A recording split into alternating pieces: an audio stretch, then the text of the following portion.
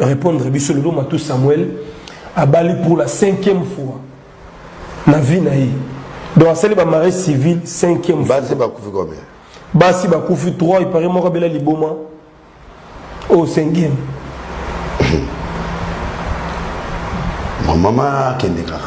Obi Maman yaka. Maman yaka va prier bébé. Mais il paraît maman au Canada, moi c'est à Poto. Bah sali civil na commune Ngalema. Ah, ma toi comme canadien. Ah, au Canada. Ah, au Canada. Ah, c'est fini. Ma toi comme canadien. Mais il faut toujours prier, Oh. Ouais. Il y a une sémence. Quand une sémence est permanente, si on ne coupe pas la source, la sémence risque de continuer. Donc, si je comprends autrement, Nanda kwa Matou, esprit de mort Isakaka. Nanda kuna été, vie na ye. La vie à Matou Samuel. Il y a un esprit de mort permanent. Il y a un esprit de mort permanent. Parce que Matou, c'est un grand.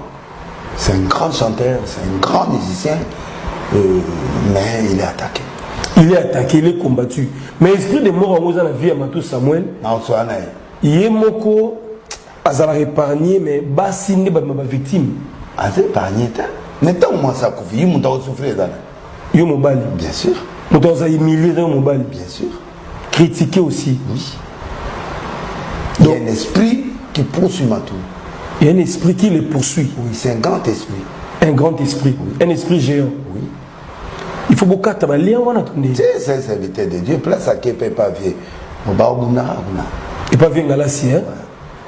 Donc, au repère ça, moi, je suis allé Matou Samuel conseil. Bazara na confiance en Nzambe na bango moko. Na foyer. Bazara na confiance église. Bazara na confiance en Nzambe na bango mibale.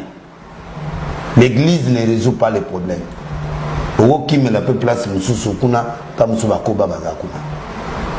Bakoba c'est-à-dire papa s'il y a 1000 églises au Congo, 200 églises dans Nzambe, le reste est à machine. Ça, je rassure ça. Confirmé. Ouais. 3 quarts de l'église, là, c'est en Sokinti.